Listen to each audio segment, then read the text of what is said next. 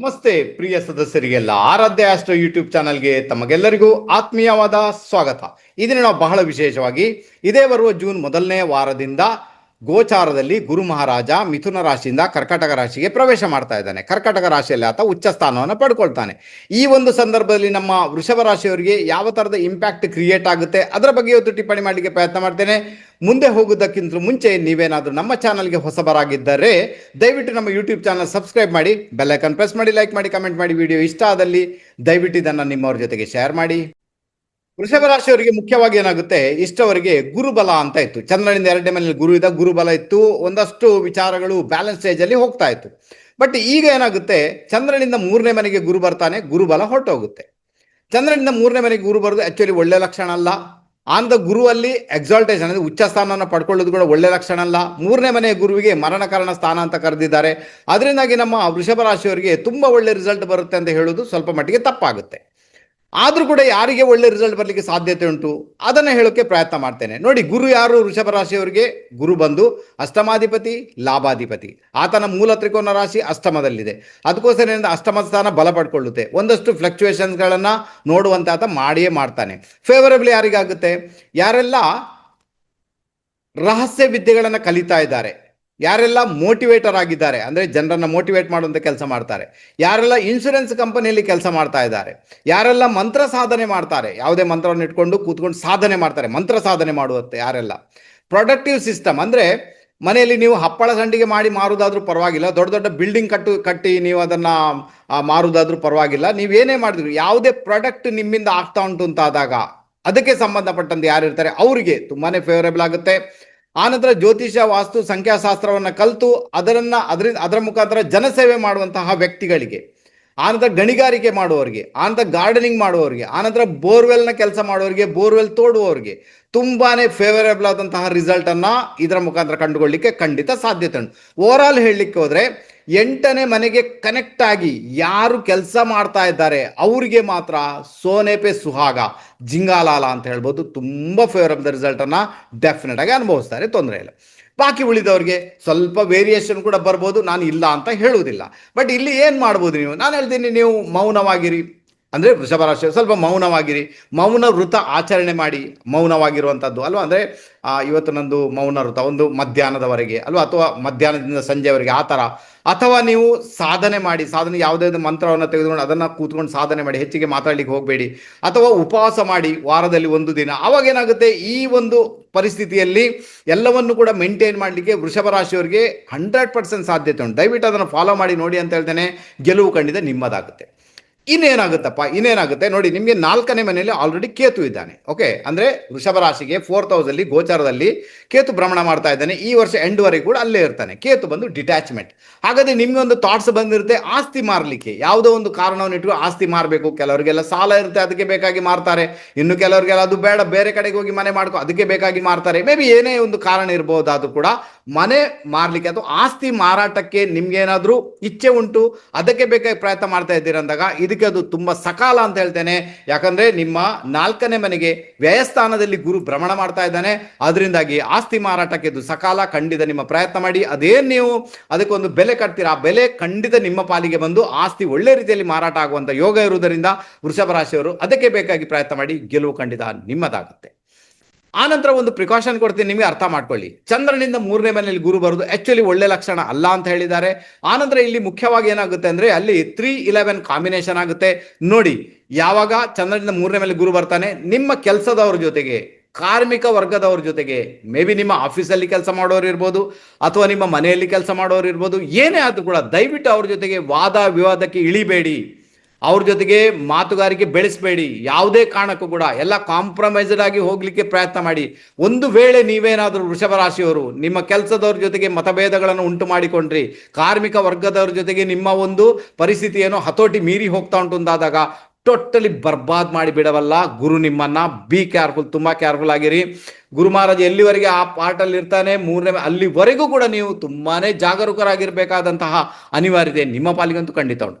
ಹಾಗೆ ನಾವು ನ್ಯಾಚುರಲ್ ಆಗಿ ಹೇಳಬೇಕಾದ್ರೆ ವೃಷಭ ರಾಶಿಯವರಿಗೆ ಗುರುವಿನಿಂದ ಒಳ್ಳೆ ಫಲ ಅಂತೂ ಖಂಡಿತ ಇರುವುದಿಲ್ಲ. ಯಾಕಂದ್ರೆ ಗುರು ಯಾವಾಗ ಆಕ್ಟಿವೇಟ್ ಆಗಿಬಿಡ್ತಾನೆ, ಗುರು ಬಲ ಅಂದ್ರೆ ನಿಮ್ಗೆ ಗುರು ದಶೆ ನಡೆಯುತ್ತೆ ಅಥವಾ ನಿಮ್ಮ ವಯಸ್ಸು 30ರಿಂದ 39 ರನ್ನಿಂಗ್ ಆಗುತ್ತೆ, ಆ ಮೂಮೆಂಟ್ ಅಲ್ಲಿ ಬಹಳಷ್ಟು ತೊಂದರೆಗಳನ್ನ, ಬಹಳಷ್ಟು ಸಮಸ್ಯೆಗಳನ್ನ, ಬಹಳಷ್ಟು ಫ್ಲಕ್ಚುಯೇಷನ್ಸ್ ಅನ್ನ ಅನುಭವಿಸಬೇಕಾದಂತಹ ಅನಿವಾರ್ಯತೆ ನಿಮ್ಮ ಪಾಲಿಗಂತೂ ಖಂಡಿತ ಇದ್ದೇ ಇದೆ. ಅದರಿಂದಾಗಿ ಗುರುವಿನಿಂದ ತುಂಬಾ ಒಳ್ಳೆ ರಿಸಲ್ಟ್ ಅಂತ ನೀವೇನು ಅನಿಸ್ಕೊಳ್ಳುವಂತಿಲ್ಲ. ಅದು ಈಗ ಕೂಡ ಗುರು ರಾಶಿಯಿಂದ 3ನೇ ಮನೆಯಲ್ಲಿ ಇರುವುದರಿಂದ ಖಂಡಿತ ಇರುವುದಿಲ್ಲ. ಬಟ್ ನಾನು ಹೇಳಿದಲ್ಲ, 8ನೇ ಮನೆಗೆ ಕನೆಕ್ಟ್ ಆಗಿ ಯಾರು ಕೆಲಸ ಮಾಡ್ತಾ ಇದ್ದಾರೆ, ಯಾರು 8ನೇ ಮನೆಯ ಎನರ್ಜಿಯನ್ನ ಪಾಸಿಟಿವ್ ಅಲ್ಲಿ ಬಳಸ್ಕೊಳ್ತಾ ಇದ್ದಾರೆ, ಅವ್ರಿಗೆ ತುಂಬಾ ಫೇವರಬಲ್ ಆಗುತ್ತೆ. ಇದು 100% ಬೇಕಾದ್ರೆ ಟ್ರೈ ಮಾಡಿ ನೋಡಿ ಅಂತ ಹೇಳ್ತೇನೆ, ಖಂಡಿತ ಗೊತ್ತಾಗುತ್ತೆ ನಿಮ್ಗೆ. ಓಕೆನಾ?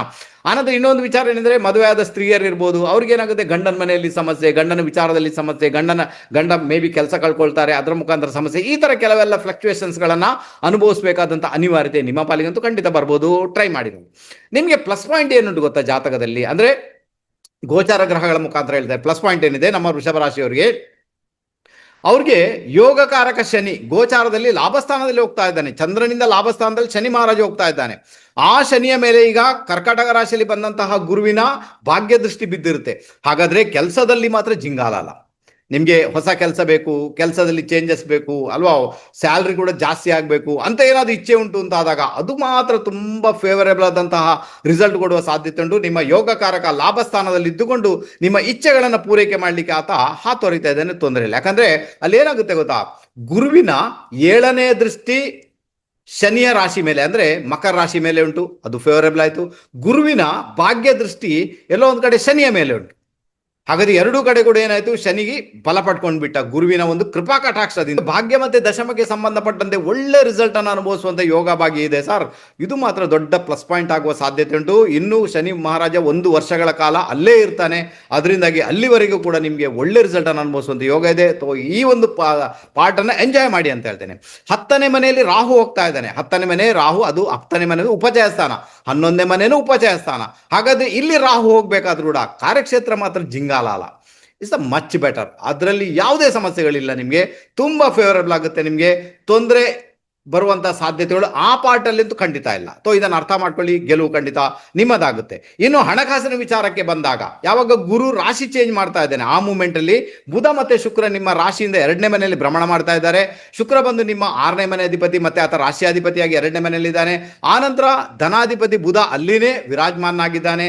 ಆ ಧನಾಧಿಪತಿ ಬುಧ ಆತ ಪಂಚಮಾಧಿಪತಿ ಕೂಡ ಆಗಿರ್ತಾನೆ. ಧನಾಧಿಪತಿ 2ನೇ ಮನೆ ಅಂದ್ರೆ ಹಣಕಾಸಿನ ವಿಚಾರದಲ್ಲಿ ಯಾವಾಗೆಲ್ಲ ದುಡ್ಡು ಬೇಕು ಅವಾಗೆಲ್ಲ ಅದು ನಿಮ್ಮ ಪಾಲಿಗೆ ಬಂದು ಸೇರುವಂತ ಸಾಧ್ಯತೆಗಳು ತೀರಾ ಜಾಸ್ತಿ ಸರ್. ಅದು ಕೂಡ ಒಂದು ದೊಡ್ಡ ಇಂಪ್ಯಾಕ್ಟ್ ಅನ್ನ, ಒಂದು ಒಳ್ಳೆ ಪರಿಸ್ಥಿತಿಯನ್ನ ನಿಮ್ಗೆ ಕ್ರಿಯೇಟ್ ಮಾಡುತ್ತೆ. ಇದರಲ್ಲಿ ಕೂಡ ಚಿಂತೆ ಮಾಡುವಂತ ಅಗತ್ಯ ನನ್ನ ಲೆಕ್ಕದಲ್ಲಂತೂ ಖಂಡಿತ ಇಲ್ಲ. ಓಕೆ, ಅರ್ಥ ಆಯ್ತು ಅಂತ ಇಟ್ಕೊಳ್ತೇನೆ.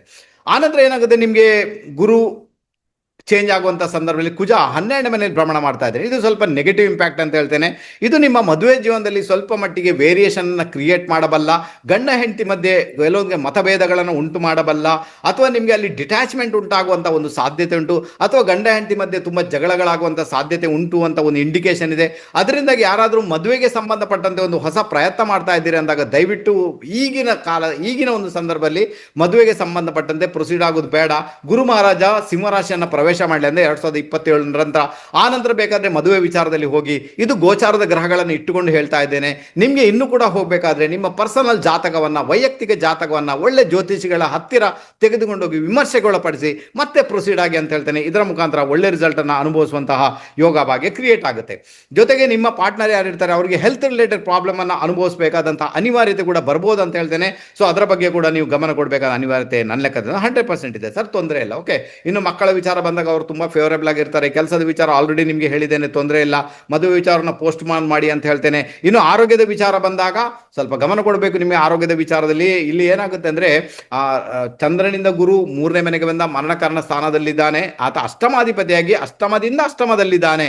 ಹಾಗಾದ್ರೆ ಹೆಲ್ತ್ ರಿಲೇಟೆಡ್ ಪ್ರಾಬ್ಲಮ್ ಅಂದ್ರೆ ದೊಡ್ಡ ಮಟ್ಟಿಗೆನೆ ಪ್ರಾಬ್ಲಮ್ ಕೊಡ್ತಾನೆ, ಸಣ್ಣ ಮಟ್ಟಿಗಂತೂ ಖಂಡಿತ ಕೊಡುವುದಿಲ್ಲ. ಅದಕ್ಕೋಸ್ಕರ ಆರೋಗ್ಯದ ವಿಚಾರದಲ್ಲಿ ತುಂಬಾ ಗಮನ ಕೊಡಿ. ನಾನು ಇಷ್ಟು ಹೇಳಬಲ್ಲೆ, ಯಾವುದೇ ರಾಶಿ ಯಾವುದೇ ಲಗ್ನದವರು ಅವ್ರಿಗೆ ಏನ್ ಬೇಕಾದ್ರೆ ಇಲ್ಲಿ ಬೆಳಿಗ್ಗೆ ಎದ್ದು ಬಾಯಿ ತೊಳೆಯದೆ 2 ಗ್ಲಾಸ್ ಉಗುರು ಬೆಚ್ಚಗಿನ ನೀರನ್ನ ಗುಳುಗುಳು ಮಾಡಿ ಕುಡಿಯುವುದರಿಂದ ಆರೋಗ್ಯ ಬಹಳ ಸುಸ್ಥಿತಿಗೆ ಬರುತ್ತೆ.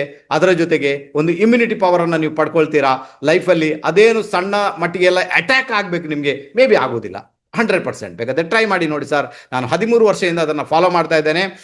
ಮಚ್ ಬೆಟರ್, ತುಂಬಾನೇ ಚೆನ್ನಾಗಿದ್ದೇನೆ. ಓಕೆನಾ, ಅರ್ಥ ಆಯ್ತು ಅಂತ ಇಟ್ಕೊಳ್ತೀನಪ್ಪ. ಅಥವಾ ನೀವು ಕೂಡ ವೃಷಭ ರಾಶಿಯವರು ಯಾವುದೇ ರಾಶಿಯವರು ತೊಂದರೆ ಇಲ್ಲ, ನೀವು ಮಾಡಿದಾಗ ಇದು ಫೇವರಬಲ್ ರಿಸಲ್ಟ್ ಅನ್ನು ಕೊಡುವಂತ ಸಾಧ್ಯತೆಗಳು ತೀರಾ ಜಾಸ್ತಿ ಇರೋ. ಓಕೆನಾ, ಈಗ 8ನೇ ಮನೆ ಆಕ್ಟಿವೇಟ್ ಆಗುತ್ತಲ್ವಾ, ಸ್ವಲ್ಪ ಫ್ಲಕ್ಚುಯೇಷನ್ ನೋಡ್ಲಿಕ್ಕೆ ಇರ್ತದೆ. ಮತ್ತೆ ನಾನು ಕೆಲವೆಲ್ಲ ಫೀಲ್ಡ್ ಅನ್ನ ಹೇಳಿದೆ, ಆ ಫೀಲ್ಡ್ ಅಲ್ಲಿ ಇರೋರಿಗೆ ತೊಂದರೆ ಇಲ್ಲ.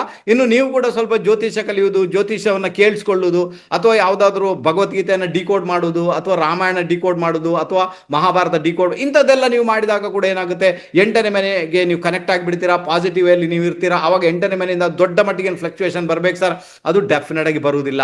ಓಕೆ, 12ನೇ ಮನೆ ಕುಜ ಇರುವುದರಿಂದ ಟ್ರಾವೆಲಿಂಗ್ ಮಾಡುವಾಗ ಬಹಳ ಜಾಗರೂಕರಾಗಿರಿ. ಇಲ್ಲ ಅಂದ್ರೆ ಕೆಲವೊಂದು ಬಾರಿ, ಯಾಕಂದ್ರೆ 8ನೇ ಮನೆ ಆಲ್ಮೋಸ್ಟ್ ಆಕ್ಟಿವೇಟ್ ಆಗಿರುವುದರಿಂದ ಆಕ್ಸಿಡೆಂಟ್ನ ಸಾಧ್ಯತೆಗಳು ತೀರಾ ಜಾಸ್ತಿ ಇದೆ. ಅದರ ಬಗ್ಗೆ ತುಂಬಾ ಗಮನ ಕೊಡಬೇಕಾದ ಅನಿವಾರ್ಯತೆ ಕೂಡ ನಿಮ್ಮ ಪಾಲಿಗೆ 100% ಇದೆ ಸರ್. ಓಕೆನಾ, ಸಣ್ಣ ರೆಮಿಡಿ ಹೇಳಿಕೊಡ್ತೇನೆ, ನಿಮ್ಗೆ ಚಿಂತೆ ಮಾಡೋದಾಗತ್ತೆ ಎಲ್ಲ.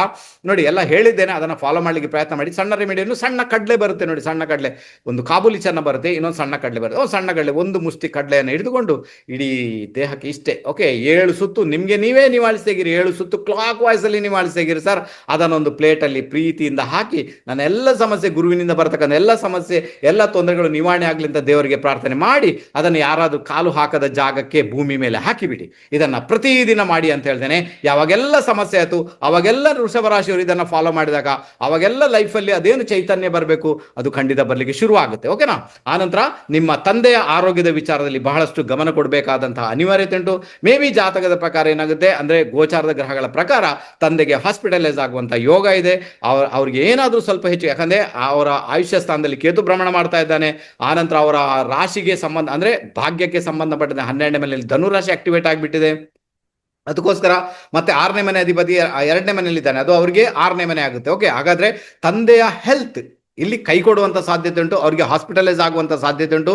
ತಂದೆಗೆ ಆರೋಗ್ಯದಲ್ಲಿ ಸ್ವಲ್ಪ ಹೆಚ್ಚು ಕಡಿಮೆ ಆದ್ರೂ ಕೂಡ ನೀವೇನ್ ಮಾಡಬೇಕು, ಅವ್ರನ್ನ ಕೂಡಲೇ ಡಾಕ್ಟರ್ ಬಳಿ ಕರ್ಕೊಂಡೋಗಿ ತೋರಿಸಿ ಅದೇನು ಟ್ರೀಟ್ಮೆಂಟ್ ಮಾಡ್ಬೇಕು ಅದನ್ನ ಮಾಡಿ ಅಂತ ಹೇಳ್ತೇನೆ. ಒಳ್ಳೆ ರಿಸಲ್ಟ್ ಅನ್ನ ಇದರ ಮುಖಾಂತರ ಅನುಭವಿಸಿದ್ರೆ ತೊಂದರೆ ಇಲ್ಲ. 4ನೇ ಮನೆಯಲ್ಲಿ ಕೇತು ಇರುವುದರಿಂದ ಖಂಡಿತ ಮನೆ ಮಠ ಅಥವಾ ಮನೆ ಏನಾದರೂ ಕನ್ಸ್ಟ್ರಕ್ಷನ್ ಮಾಡ್ಬೇಕಂತ ಇದ್ರೆ ದಯವಿಟ್ಟು ಅದನ್ನ ಪೋಸ್ಟ್ ಪೋನ್ ಮಾಡಿ ಅಂತ ಹೇಳ್ತೇನೆ. ಇನ್ನು ಡಿಸೆಂಬರ್ವರೆಗೆ ಮಾಡಿ, ಆನಂತರ ರಾಹು ಕೇತು ಇಬ್ರು ಚೇಂಜ್ ಆಗಿಬಿಡ್ತಾರೆ.